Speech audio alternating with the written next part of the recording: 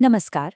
आज हम सीधे सोर्स मटेरियल पर नजर डालेंगे और समझने की कोशिश करेंगे उस विवाद को जिसने एक ब्लॉकबस्टर फिल्म को लेकर पूरे देश में एक बड़ी बहस छेड़ दी है। तो चलिए सीधे मुद्दे पर आते हैं।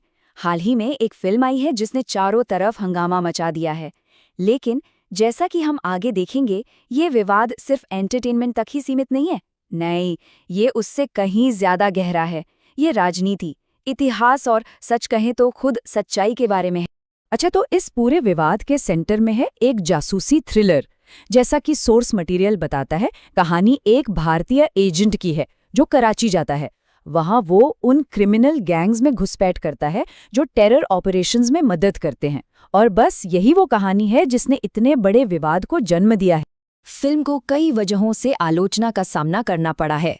तो चलिए कुछ शुरुआती तर्कों से शुरू करते हैं और देखते हैं कि सोर्स मटेरियल उनके बारे में क्या कहता है। तो शुरुआत में जो बहस छिड़ी वो मुख्य रूप से कुछ बातों पर थी। पहला, ये कि कहानी मुस्लिम विरोधी है, और दूसरा कि इसमें हिंसा कुछ ज्यादा ही है। हालांकि फिल्म के समर्थक इन बातों से इनकार करते हैं। उनका तर्क है कि फिल्म किसी भी भारतीय मुसलमान को टारगेट नहीं करती। और जहां तक हिंसा की बात है, उनका कहना है कि असल जासूसी की दुनिया तो इससे कहीं ज्यादा बेरहम होती है। लेकिन ये शुरुआती बहसें आप कह सकते हैं कि बस सतह की बातें हैं। असली विवाद, जैसा कि हमारे सोर्स बताते हैं, वो धर्म या हिंसा के बारे में है ही नहीं। ये कुछ और ज्यादा बुनियादी है। ये खुद सच की प्रकृति के बारे में है। और यहीं पर इस विवाद का असली सार छिपा है। आरोप ये है कि ये फिल्म एक पॉलिटिकल प्रोपेगेंडा की तरह काम करती है। मतलब ये जानबूझकर सच और कल्पना के बीच की लकीर को धुंधला कर देती है। एक डिटेल्ड एनालिसिस तो ये भी कहता है कि क्योंकि फिल्म इतनी अच्छी तरह से बनाई गई है, इसका प्रोपेगेंडा और भी ज्यादा असरदार और पहचानने में मुश्किल हो जाता है। और ये स्लाइड आलोचकों की बताई गई मुख्य तकनीक को बहुत अच्छे से दिखाती है। मतलब असली दुनिया की घटनाओं, असली नामों और फुटेज के बीच एक मनगढ़ंत कहानी बुन देना। इस मिक्सचर का मकसद ही यही है कि पूरी कहानी पर यकीन किया जा सके। इसका एक बड़ा उदाहरण फिल्म का वो हिस्सा है जिसमें एक पूर्व सरकारी मंत्री पर देशद्रोह का आरोप लगाया गया है और इसे एक तथ्य की तरह पेश किया गया है, जबकि पब्लिक रिकॉर्ड में इसका कोई सबूत मौजूद नहीं है। लेकिन बात सिर्फ कहानी में कुछ चीजें जोड़ने की नहीं है। एक और बड़ा आरोप ये है कि फिल्म एक खास पॉलिटिकल एजेंडे को आगे बढ़ाने के लिए इतिहास को अपने हिसाब से दोबारा लिखती है।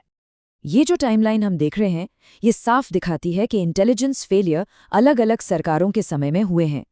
लेकिन आलोचकों का कहना है कि फिल्म इन घटनाओं को बहुत सिलेक्टिव तरीके से पेश करती है और इन्हें सिर्फ एक ही पॉलिटिकल पार्टी की नाकामी के तौर पर दिखाती है। तो एक पत्रकार ने जो ज़रूरी मुद्दा उठाया है वो ये है कि फिल्म का सबसे बड़ा खतरा ये है कि ये आतंकवाद के खिलाफ हमारी साझा राष्ट्रीय लड़ाई को एक पॉलिटिकल हथियार में बदल देती है, और ये चीज़ देश की एकता को कमज़ोर करती है। और इस तर्क का अंत इस बात पर होता है कि इतिहास के साथ छेड़छाड़ करना आखिरकार देश को कमज़ोर ही करता है। हालांकि हर कोई फिल्म की आलोचना नहीं कर रहा है। एक पूर्व इंटेलिजेंस ऑपरेटिव फिल्म को देखने का एक बहुत ही अलग नजरिया पेश करते हैं। और ये एक बहुत दिलचस्प नजरिया है, क्योंकि ये एक ऐसे इंसान का है जिसे इस फील्ड का अनुभव है। पूर्व एजेंट का कहना है कि फिल्म का एक सबसे रियलिस्टिक हिस्सा वो है जहां एक जासूस को पता होता है कि खतरा है, लेकिन किसी बड़े मकसद के लिए वो तुरंत एक्शन नहीं ले सकता। ये एक ऐसी मजबूरी है जिसे बाहरी लोग अक्सर नहीं समझ पाते। और वो फिल्म के अग्रेसिव नेशनलिस्ट टोन का भी बचाव करते हैं, जैसा कि इस विवादित डायलॉग में देखा गया। उनके नजरिए से ये कोई कमजोरी नहीं, बल्कि एक सीधा और जरूरी स्टैंड है। तो इन सब बातों का मतलब क्या है? धुरंधर के आसपास की ये बहस सिर्फ एंटरटेनमेंट की दुनिया तक ही सीमित नहीं है। ये हमारे समाज के बारे में कुछ गहरी सच्चाइयों को सामने लाती है। ये विवाद आर्ट और पॉलिटिक्स के बीच के उलझे हुए रिश्ते को दिखाता है। ये हमें सोचने पर मजबूर करता है कि जब फिल्म मेकर्स ऐतिहासिक घटनाओं को दिखाते हैं तो उनकी क्या जिम्मेदारी बनती है। ये दिखाता है कि कैसे नेशनल सिक्योरिटी को पॉलिटिकल मकसद के लिए इस्तेमाल किया जा सकता है और कैसे इतिहास खुद पॉलिटिकल फायदे के लिए एक जंग का मैदान बन सकता है। और अंत में ये हमें एक बहुत ही ज़रूरी सवाल के साथ छोड़ जाता है, उन कहानियों के बारे में जो हम देखते और सुनते हैं, और उन सच्चाइयों के बारे में जिन्हें हम सच मान लेते हैं।